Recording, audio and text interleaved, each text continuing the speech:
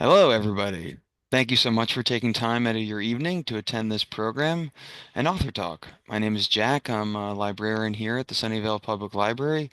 Before I introduce our presenter, just again to cover some ground rules, please keep yourself muted and post your questions at the chat if you have any.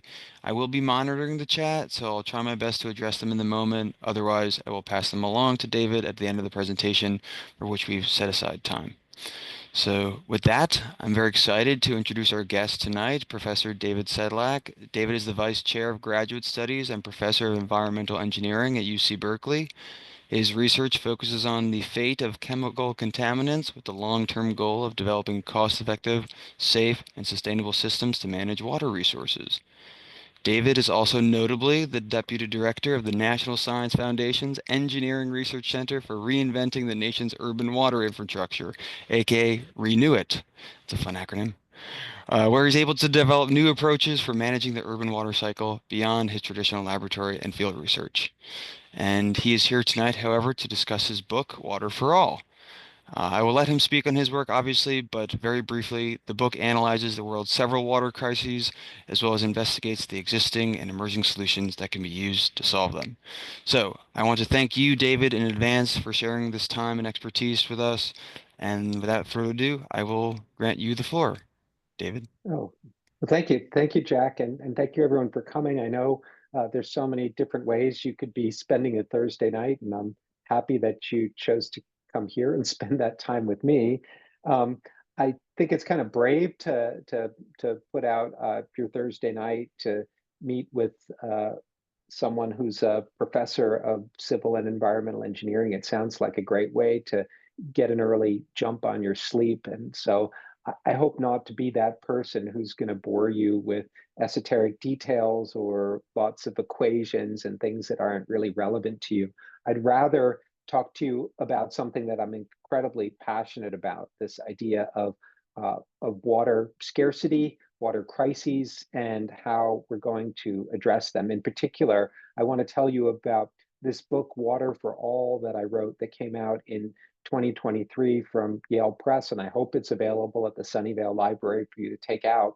I think it will give you a hopeful view of the challenges that we face with respect to water and some of the ways in which we're pioneering new approaches to address these issues, not just here in California, not just in our cities, but in the countryside, in rural communities, and globally. And that's what I really want to do tonight. So, what I've done is I put together what I think is going to be about 30 minutes of remarks and kind of an introduction and a little bit of an overview of what some of the main themes were with respect to the book. And maybe that can be a place to jump off for some questions and to get us started and maybe perhaps encourage you to sit down and read the book at some point. So I thought I'd start out by telling you a little something about the author, because you come to see someone talk about a book and they get introduced as an engineering professor, and yet they don't talk about engineering. They talk about it maybe in some ways as engineering, but they give you vignettes and stories about water systems that are not necessarily technical in nature. And I thought I'd maybe tell you a little something about myself and how I ended up writing books for general audiences. So I'm educated as an environmental scientist and a chemist. I grew up in the East Coast in New York. I went to graduate school at the University of Wisconsin in Madison. I spent a few years in Europe at the Swiss Federal Institute in Zurich, and then I got this job at Berkeley. And I came out to Berkeley knowing nothing about the Western United States. It was my first experience out here. And one of the things that really struck me getting out here is that my whole life before that as an environmental scientist had been focused on water quality, whether there were chemicals in the water that would make people sick or affect aquatic ecosystems or alter the productivity of plants and crops and things like that. But I came here to California and suddenly water was all about quantity, and that really intrigued me. And so I got involved early on in this topic of water recycling or taking treated wastewater and making it into drinking water. And I'll talk a little about that tonight. And it's discussed in some detail in the book. But it was at a time when this was a new and somewhat controversial endeavor. And in particular, one of the places where I did a lot of my early research in Orange County in Southern California really was the epicenter of this new approach of what was referred to as potable water reuse or water recycling. And so I found myself talking a lot to audiences consisting of members of the public and decision makers and elected officials. And I learned that there was a real thirst, no pun intended, to learn more about our water systems and what some of the challenges were and what some of these new approaches would be. And so in the year 2009, I got invited to Gustavus College in Minnesota, just outside of Minneapolis. And maybe you've heard of Gustavus Adolphus because it's got a funny name. But I knew about Gustavus Adolphus because once a year, Gustavus Adolphus closes down the campus and has something called the Nobel Conference.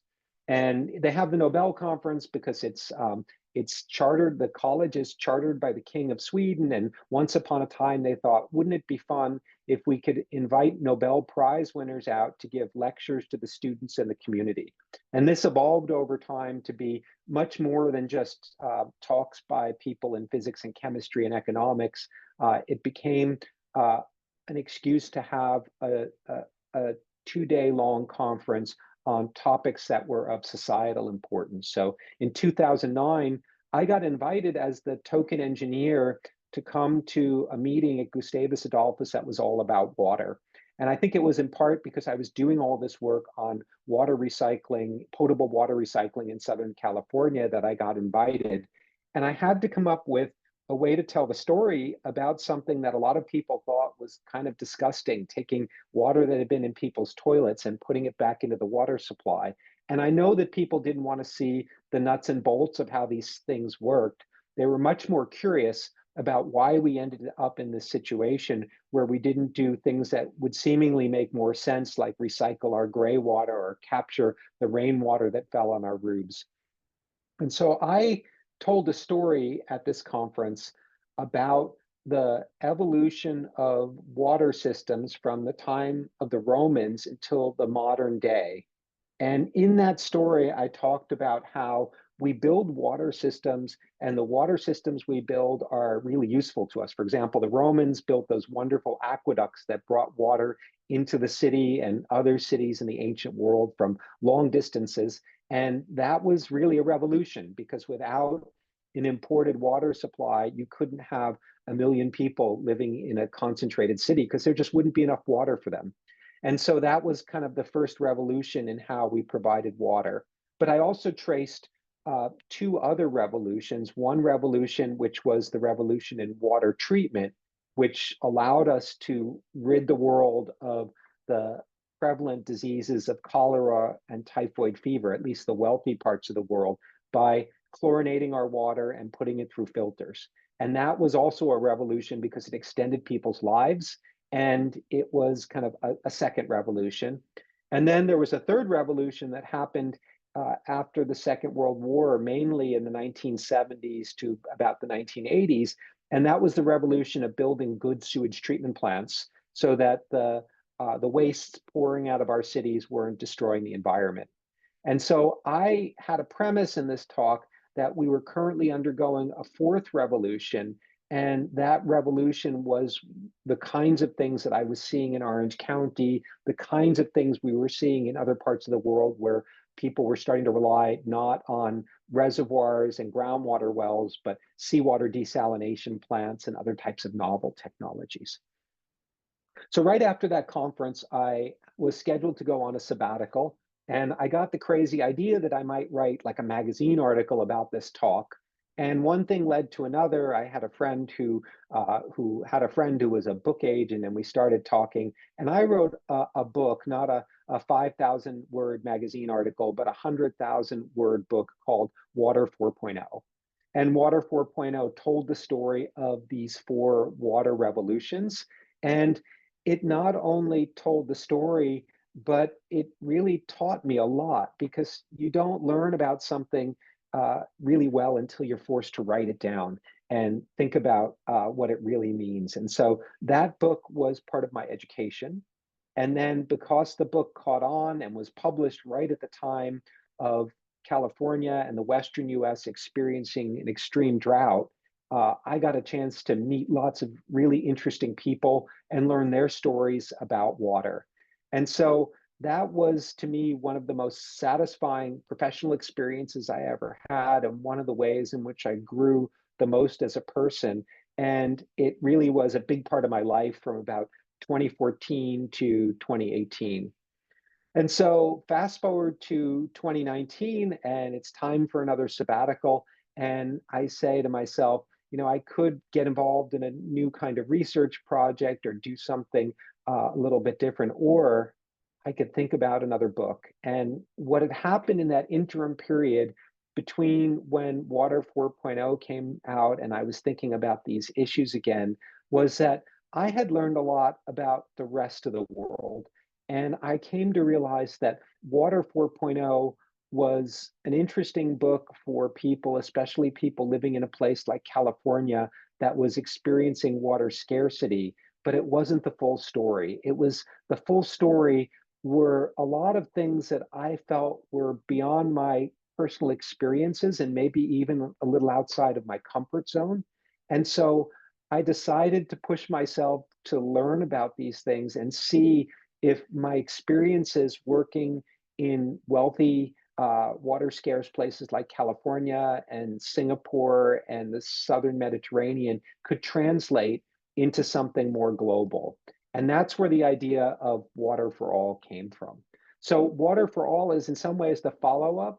I think when I talk to people, um, most people say that Water 4.0 is probably an easier read, a faster read, a little more accessible to someone who doesn't want to get into some details. And I really wrote this book, Water for All, for people who are nonfiction readers like I am. So when I read nonfiction, I like to go a little deep in a topic that I don't really know something about or that I'm not intimately familiar with. And so I always appreciate someone who's willing to take me into their world and isn't afraid to show me some of the details because I can be patient if I'm entertained. And so what I hoped I did in this book is I found a way to entertain those people who were curious for a little bit more and were willing to invest in a little bit more.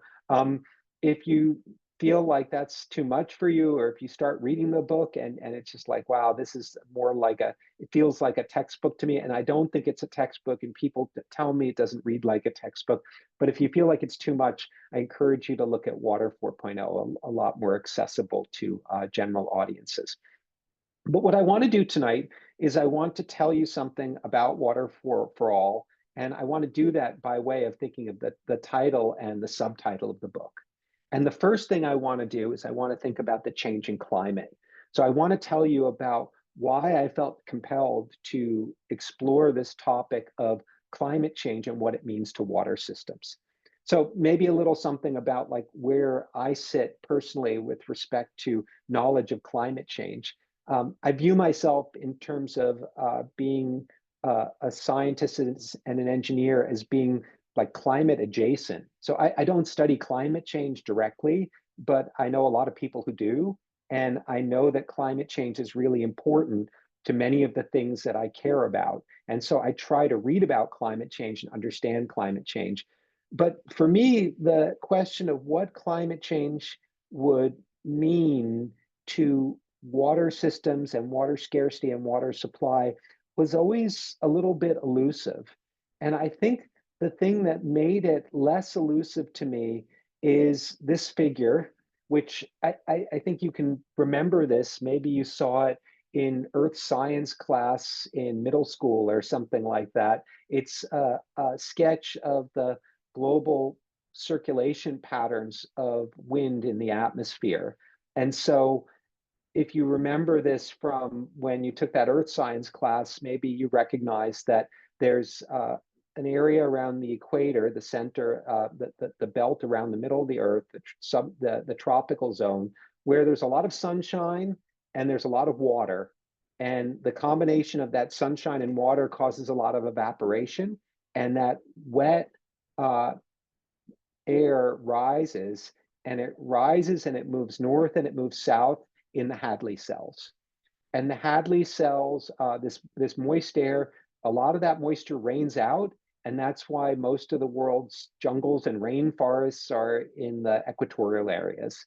But after that water falls out of the air, that air comes back down at about 30 degrees north latitude and 30 degrees south latitude.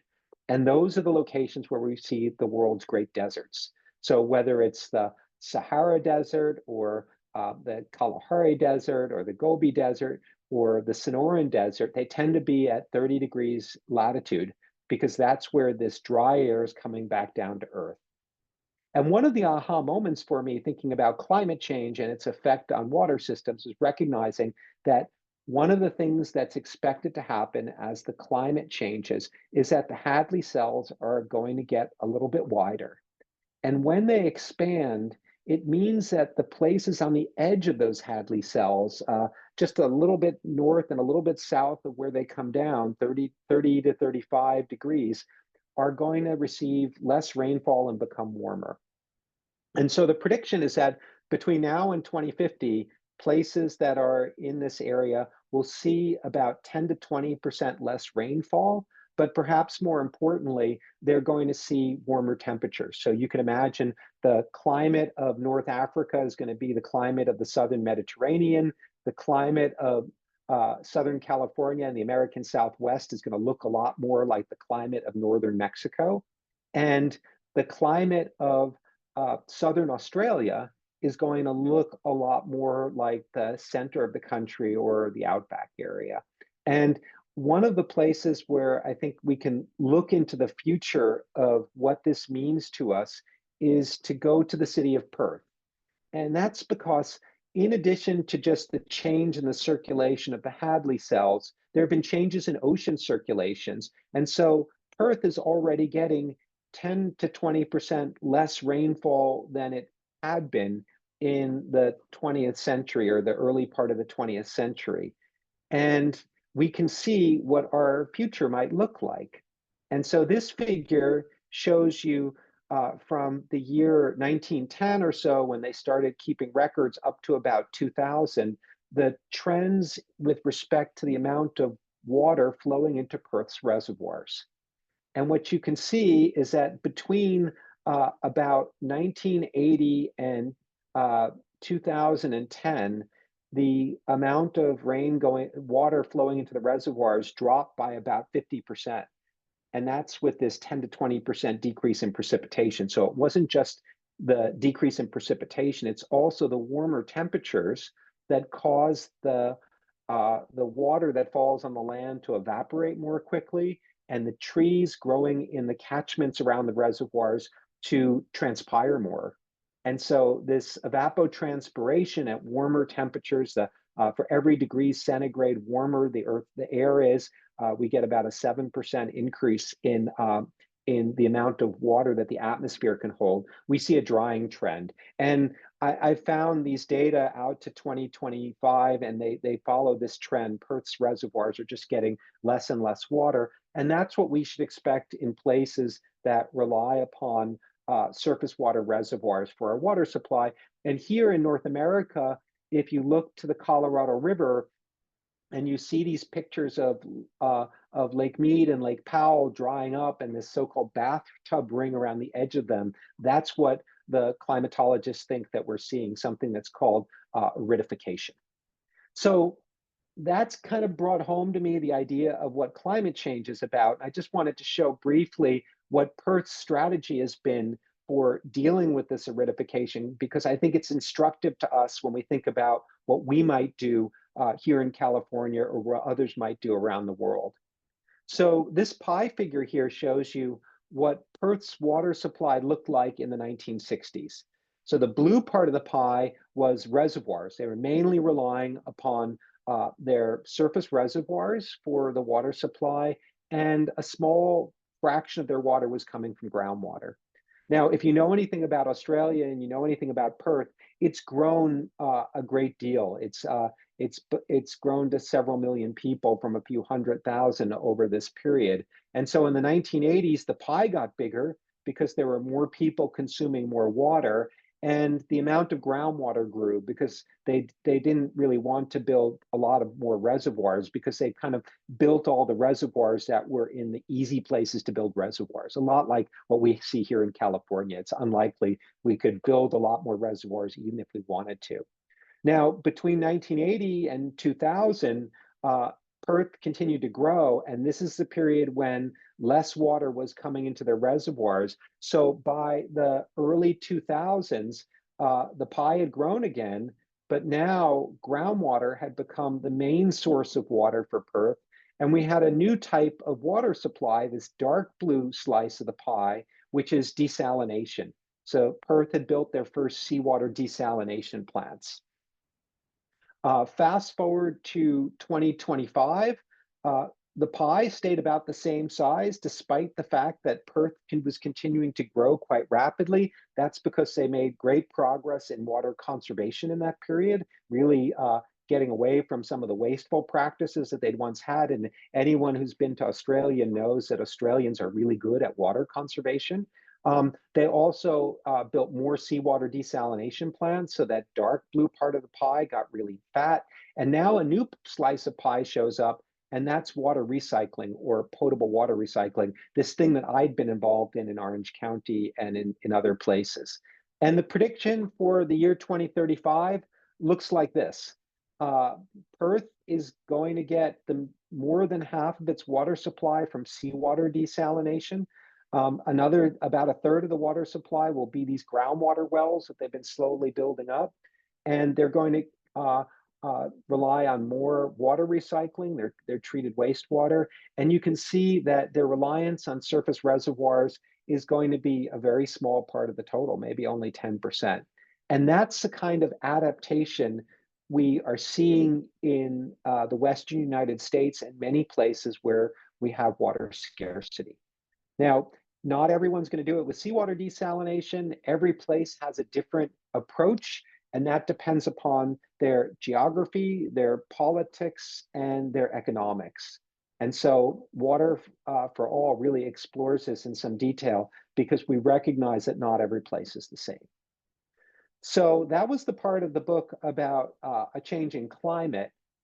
Let me tell you something about why I chose the title Water for All for the book. Um, and and that's because, I mean, I told you at the beginning I wanted to think a little more globally about water and water supply, but I also wanted to recognize that not every place had the financial means to build seawater desalination plants and water recycling plants and even to dig groundwater wells, because not everyone is as wealthy as the people who live in Perth or Southern California or Singapore. And so I guess the way that I thought was best to introduce this concept to people was to talk about something that is sometimes referred to as the Great Acceleration. You might have heard this term, the Anthropocene, used to describe it, but it's the idea that in the period starting in about 1950, the world went through a number of incredible changes. And those changes were the result of, I guess, pent up demand and technological developments that had built up in the first half of the 20th century and had been delayed by the Great Depression and the World War. And so in the period after 1950, you could see that the population of the world grew from about 2 billion to where we are today, about 8 billion. The GDPs grew almost faster than the populations grew.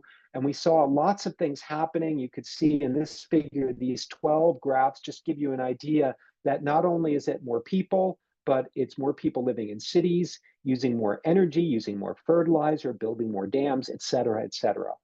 The other thing that I think is instructive looking at these figures is that they break down the Great Acceleration into three groups.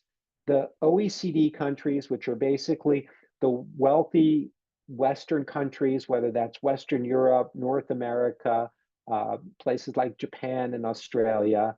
and then the BRICS, Brazil, Russia, India, China, and South Africa, and then the others, which is mainly people in sub-Saharan Africa, Southeast Asia, and South America.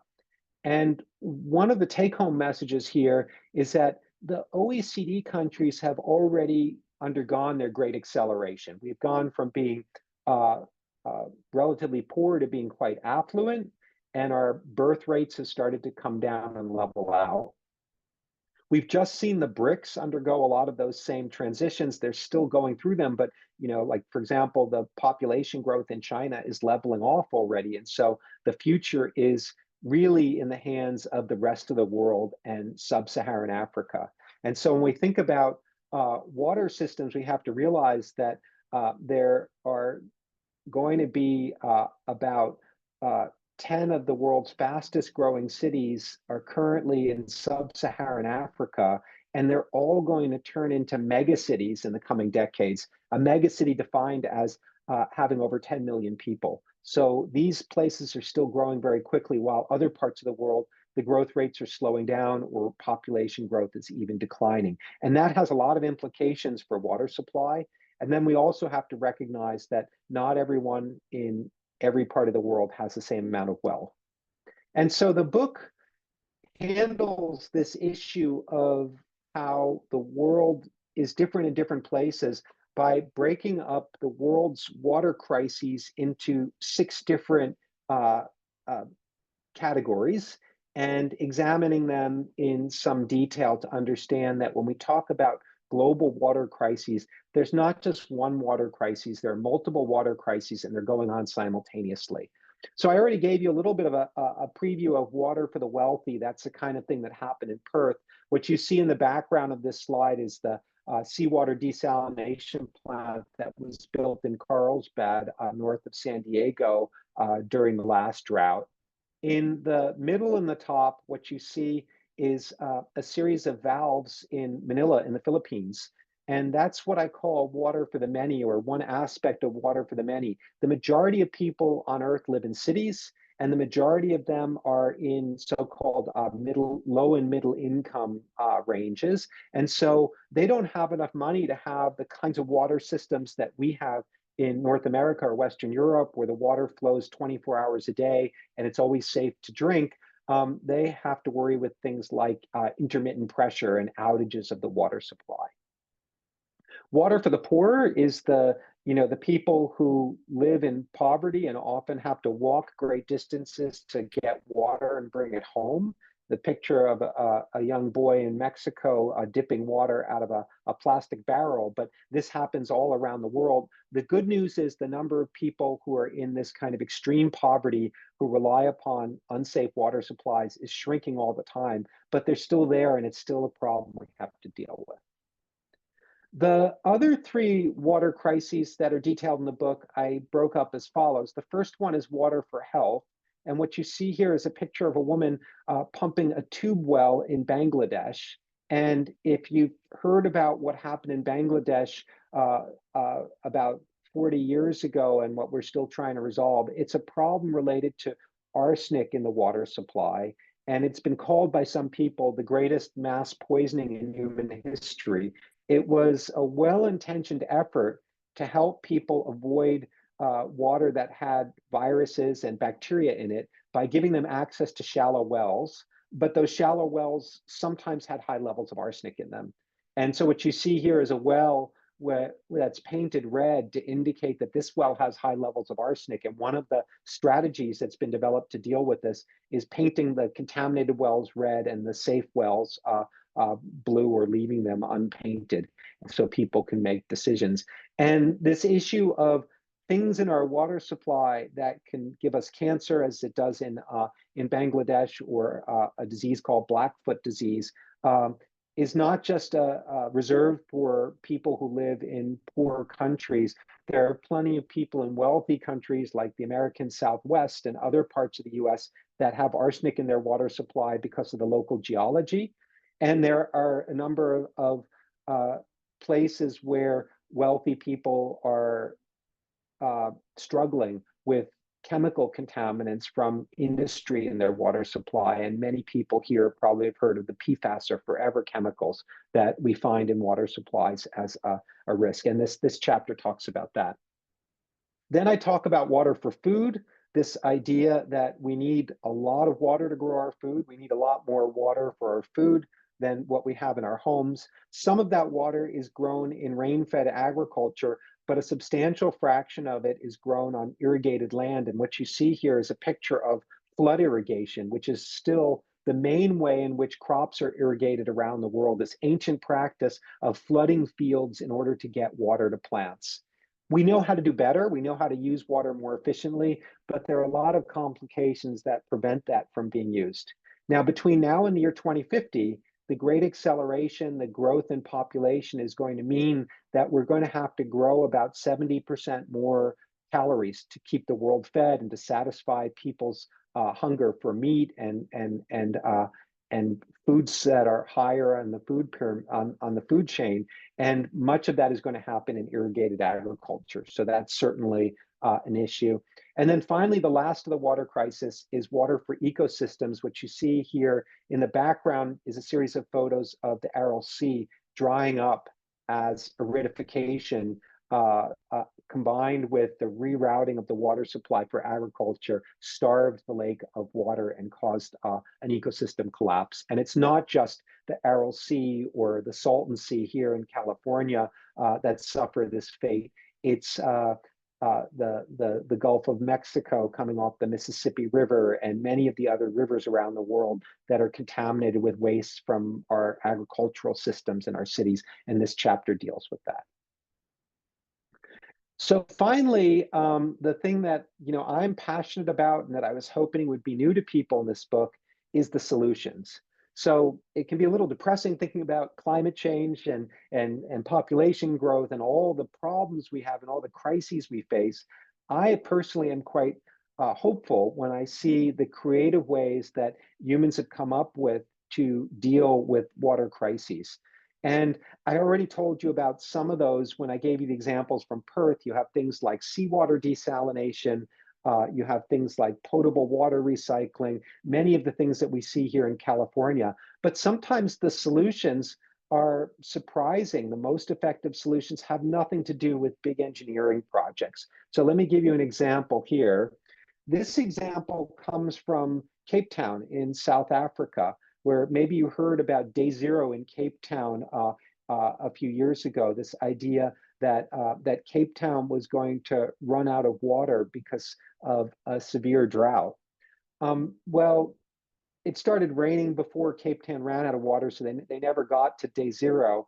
But a lot of time and effort was spent on trying to come up with ways to increase Cape Town's water supply. They have invested in some of those things like desalination plants and water recycling plants, and they've done a good job fixing the leaks in their system. But one of the most innovative projects that was tried during that period was sending crews out to the catchment around the reservoirs and cutting down invasive trees. And so in 2024, it's been estimated that that these efforts are creating about 10 million gallons per day of water flowing into the reservoirs around Cape Town by clearing invasive trees from about 46,000 hectares of land. And this impact has been extremely cost effective. It's only cost about $5 million to do this. And it's put a number of people to work. In particular, most of the crews are made up of all women who would otherwise have hard times finding jobs in the city. And so they're improving the biodiversity of the catchment by getting rid of non-native trees. And that's really important. This area around Cape Town is one of the biodiversity hotspots of Africa. And at the same time, they're making more water by getting rid of trees that consumed a lot of water through evapotranspiration. And this figure here from the Nature Conservancy shows you kind of a comparison of the amount of water that can be saved, and in blue are the amount of water that can be saved by this so-called removal of IAPs, which are the invasive trees, compared to desalination and groundwater and water reuse and all these other things. And then the light colored, I guess that's orangish line, shows you what the cost is. And you can see that the cost of removing the trees is about a tenth of what it would cost to build a desalination plant. So a very attractive approach. I also wanted to give you a couple of examples close to home here in California, so you can come to appreciate how we are kind of one of the hotspots for innovation around the world that may create the technologies that people use in the rest of the world as it undergoes this rapid period of growth. One example that most people don't realize is going on all around them is the efforts of the San Francisco Public Utilities Commission to make uh, building scale water recycling systems. So each of these iconic buildings shown in this figure have their own in-building water recycling system. So if you go to the Salesforce Tower in San Francisco and you go into the bathrooms and flush the toilets, you're using water that has been treated within the building and recycled so it can be used again. And this approach that's being pioneered in places like New York and San Francisco and Los Angeles and soon to be like Phoenix and other places has the great potential to allow us to get even more efficient with how we use water in our cities. And so I think that that's a real interesting thing that I'm pretty hopeful about in the future, and I talk about in some detail in the book. Another project right in our backyard that is quite interesting and innovative takes place in the Salinas Valley. It's called the Pure Water Monterey Project. And if you've driven down to Monterey or the Monterey Peninsula, you've probably driven through the Salinas Valley, and perhaps you've noticed that the pipes in the fields that are growing the lettuce and broccoli and other and the strawberries and other types of commodities are painted purple. And they're painted purple because they've been using recycled water in the Salinas Valley as a water supply for about 3 decades now. And it allowed them to move from crops that could only be grown with salty groundwater like artichokes to some of the most valuable produce in the country and some of the most valuable farmland because they used the treated wastewater from Salinas and the Monterey Peninsula as the water supply. More recently, the region has put in an advanced treatment plant like the treatment plants in Southern California, and they're getting ready to use them to recharge the groundwater and expand the water supply so that the Monterey Peninsula doesn't have to rely upon water coming out of places like the local rivers or local groundwater aquifers, which are overpumped. And there's even been a proposal in Seaside to build a seawater desalination plant. So I think of the Salinas Valley as a really interesting place, which is showing how new types of technologies for water supply may give us alternatives to relying upon rainwater and importing water from long distances. And my last example, I wanted to go not to technologies and things we could build or ways we could manage the landscape, but I want to think about lawyers. And the first lawyer I want to talk about is my UC Berkeley colleague, Joseph Sachs, shown here when he was still at the University of Michigan. And Joe Sachs had come up with a novel legal approach called the public trust doctrine. And the public trust doctrine was instrumental to saving Mono Lake, which you see on the right-hand side here. And so in the book, I talk about the theory behind the public trust doctrine and this idea that sometimes the public has rights to water that supersede these historic rights that our cities and irrigation districts own. And so the case to save Mono Lake, the legal case, was predicated on this concept that Sachs helped pioneer, that we all have some right to enjoy the ecosystems of places like Mono Lake, and that enabled us to save it. And the other lawyer I wanted to talk about is Christopher Stone from USC. Christopher Stone had an even more novel concept in the 1970s that sometimes ecosystems could merit personhood, and they could have legal personhood that entitled them to certain rights. And this idea, which was dismissed as being a little far-fetched when he tried to use it to fight against Disney's proposal to put a ski resort in the Eastern Sierras, has come back into vogue. And the Klamath River dams, which you can see here on the right, which came down just last year, part of the argument for taking down the Klamath River dams was that the river itself deserves some sort of personhood. And so the Yurok people and some of the other tribes in Northern California have been advocating for personhood for that river as part of the way to defend it and to continue to defend it. And I talk about those two legal concepts in the book as well. So that was a short tour of Water for All. I hope it gives you a sense of what's in the book and that it's a lot more than just pipes and tubes. It's really this larger idea of what we're facing with respect to our water situation in the future. And maybe more importantly, the hopeful idea that there are ways that we can anticipate and overcome some of these water scarcity challenges. So I'm going to stop sharing here, and I'd love to hear from you, hear questions, and have a discussion in the time that we have left. Yeah, everybody, thank you, David. That was a wonderful presentation. I really appreciate it and very informative and, ready to live a more sustainable life myself. But you can put your questions in the chat if you'd like, or if you feel brave enough, you're welcome to unmute yourself and ask directly. Totally up to you. We will leave the floor up to you guys. Eh, David, I guess. Oh yeah, Iris, go ahead. I think you might be on mute if you're trying to Sorry, chat. sorry. Okay, so given the current undoing of environmental regulations and things like that, what advice do you have, or what trends do you see? Will things that you're proposing as good strategies not be funded, or just talk Sure. about. No, I understand your concerns, and we're all concerned about kind of what the new administration and some of the disruptive things that have been happening might mean for our water systems. Um, I tend to take a long view, and maybe that comes from the fact that water systems and water infrastructure takes decades to change.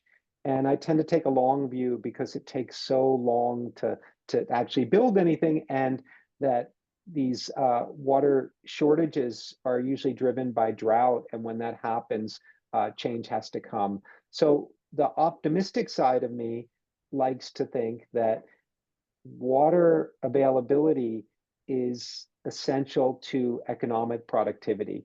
And so part of several of these crises that we talked about are water for our cities. That means like if a city runs out of water, that's an economic catastrophe.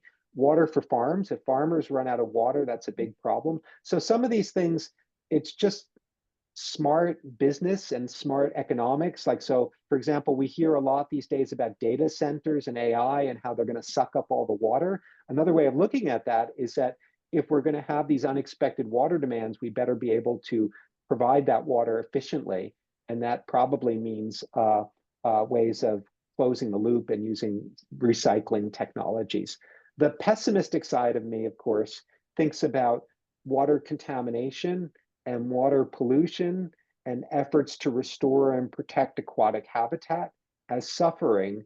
We just heard today about changes to propose for the Endangered Species Act, for example. These are things that I think the public has to make it known that they really value and they're serious about. So in the first Trump administration, there was actually a cabinet level committee working on water issues and investing a lot of money in water issues. So I'd like to think that when this first round of I guess disruption happens, that folks will start to realize that it's not a partisan issue having clean water, having safe water, having an adequate supply of water. Do you think our increased data capability will help guide policy in these You directions, know, maybe? with water and with climate, greenhouse gases, I'm always impressed by how quickly technologies develop and surprise us in terms of their rate of diffusion. And I'm always disappointed in how slowly institutions change and how people dig in their heels. And so I see this continued tension that we could make great gadgets for making water clean and desalinating water and all these things. But I live in a country that hasn't adopted the metric system, that people won't use dollar coins, and all these things that we're so conservative about, that I think that's the place where I think the bottleneck happens, is our ability to embrace new ideas in our institutional level. And AI is only just going to confuse us. I see there's a question in the chat. Hmm. And so the question is, what's the impact of desalination on the ocean? I talk about that in some detail in the book. And the way we think about the effect of desalination on the ocean is as follows. There are two main ways that desalination plants, seawater desalination plants, can impact the ocean. The first is when they suck water into the plant, they could suck in larval fish with them. And this was the controversy here in California about ocean cooling of power plants that was pretty controversial in the 70s and 80s. And the modern desalination plants that are built in places like California and Australia have technologies to minimize the entrainment of fish getting caught in the plant, and they pump a lot less water than those old power plants did. So that part I'm less concerned about. The other thing about desalination plants was when they take the fresh water out of the seawater, they produce a brine. And the brine is about twice as salty as ocean water, and that has to get mixed back into the ocean. And so if you are in a place where the ocean's quite deep and there's strong currents, that's not a big challenge. But if you're in a place that's shallow or where there's not strong currents, you can have these pockets of salty water that could damage the ecosystem. And so modern desalination plants generally can avoid this problem, but there are parts of the world like the Persian Gulf where there's so many desalination plants in such a small area that we're starting to see impacts of all of the salt ending up in the ocean and altering the salinity, which has effects on aquatic species. So I think it's tractable, but has to be done carefully. Isn't it also temperature? I mean, don't The temperature, that raise the you're right. temperature? The water coming out of the seawater desalination plant may be a little warmer than the water that went in, I've but read about generally speaking, it's nowhere near as hot as that water coming out of power plants was back in the day. And so it's less of an issue. I see another question here about the city of Perth. Did the city of Perth also institute water restrictions or conservation efforts in addition to desalination? Was the city supportive of conservation? Yeah, I tried to show that in the pie charts. If you remember, the pie charts at first were growing in size, but then they stayed about the same size, despite the fact that Perth's population was growing by, I think, 5 to 10% a year there for a while, because Perth is one of the fastest growing cities in Australia. So they did a pretty good job in water conservation, and the Australians are kind of world leaders in terms of what water conservation. Their per capita water use is considerably lower even than us in California. So it was embraced by the city, and I think Australians have had an easier time with water conservation because it's obvious to everyone who lives there that they're in a desert. And so, when you're in a place like Florida or Virginia, which are water scarce places, Atlanta, Georgia has tremendous water crises. But if you're surrounded by rain and lots of green plants, it's hard to get through your head that you're living in a water stressed place. The next question is, what is the present technology for desalination plants in California? Almost every desalination plant being built today uses the technology of reverse osmosis. Reverse osmosis is a technology that was invented by a couple of graduate students, or at least we give credit to two graduate students from UCLA who built this, the first desalination membranes in the 1960s. And over time, they got more and more efficient. And we're at a point with our seawater desalination plants where they're no longer the energy hogs they used to be. Once upon a time, you'd have a joke if you want to turn oil into water, you use desalination because you burn all this oil and you make clean water. That's when we used to distill seawater. Today, the amount of energy used for seawater desalination is less than the amount of energy it takes to pump water up and over the Tehachapi Mountains to get it into LA. So if we want water in LA, it's less energy to desalinate it at the coast than to pump it up and over the hills from our reservoirs. So that's part of the reason why it's become cheaper or more economically competitive. All right, how are the used membranes disposed of? Aha, you got me there. They're not reused. Maybe someone recycles some of the plastic, but these membranes last for quite a long time. But ultimately, they will fail. They'll either get scaled with minerals, or they'll essentially wear out and get tiny pinholes in them, and then they're disposed of like so much of the rest of the plastic in the world. I'm not aware of good recycling or reuse projects. Well, great. Thank you again, I think we David. have Oh, I think we have one more question from Kasineth. Were you trying to ask a question? Yeah, you're on mute. I'm muted. Okay, I guess he's still muted. oh. Well, Kathy's trying to. Kathy asked, I'm curious about the effect of non-native tree removal in Cape Town is on the soil in terms of erosion, and if there are any influences in terms of atmospheric moisture from additional warming in the earth and soil. Yeah, this is a really interesting question, and I'm kind of curious about it too.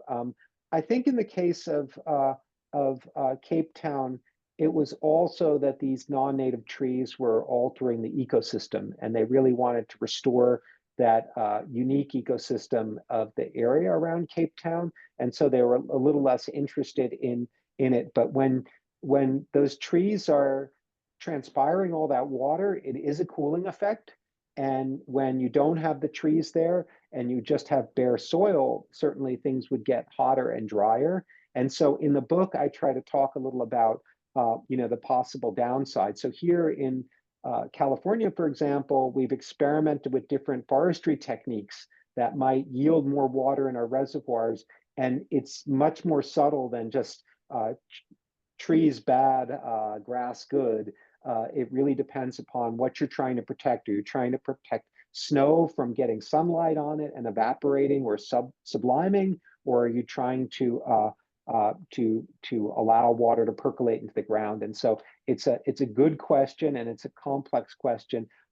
Certainly in the U.S., we've had projects to remove non-native trees like the salt cedar, and we've spent millions of dollars on that in New Mexico and Arizona, and recognized that it had no impact on water flowing in the rivers because those trees got replaced by willows and other native trees. So we were just exchanging one for another. So it's not an obvious, easy technology. We still need to learn more about it.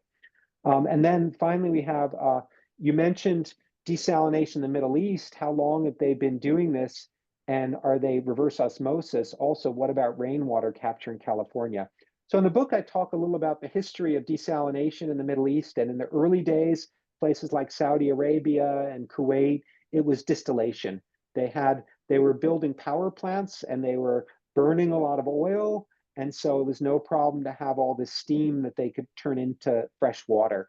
So in fact, sometimes they have too much water in some of these countries because in the summer it gets so hot, they have to run the air conditioners. So they crank up the power plants, and the power plants are generating all this water from the steam cooling. So that was the early days. But if you look at more recent desalination plants, and by that I mean the last 20 years, they're almost all reverse osmosis. And we can even look at the situation in Israel, where essentially all of the drinking water, about 80% of the drinking water now comes from reverse osmosis seawater desalination. And I talk in the book a little about this problem that it's caused in Israel, that people now are not getting enough magnesium in their diet, but I won't bore you with that tonight.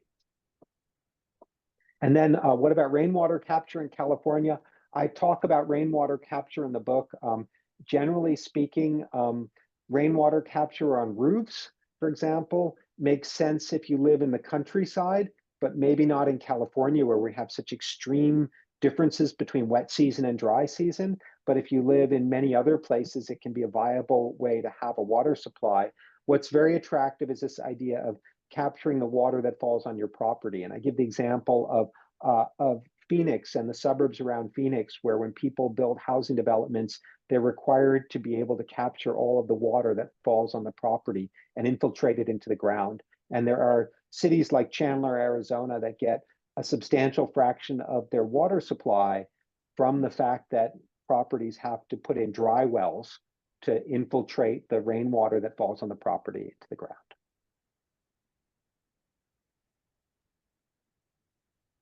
Alrighty. Thank you all for your questions. If there are no further questions, I will say thank you once again, David, for your expertise and your time and your presentation. The book Water for All will soon be available at the library. I believe it's currently being processed by our tech services. All that good metadata is being put onto the website. So very soon, look out for that in our catalog. Um, I will remind you all that you should be receiving a program feedback survey in your email very soon. It really helps us if you're able to fill those out. And keep a lookout for our public calendar. It's always changing. We always have a variety of programs presented every week. And again, keep a lookout for David's book in our catalog. It will be entering the collection very soon. Um, Again, David, I can't thank you enough for your time and expertise. And I appreciate all of you for being here and your great questions. I think this was a great hour. Um, Thank you all. All right, I will let you enjoy the rest of your evening. Thank you, everybody. Thanks, everyone. I enjoyed talking to you. Take care.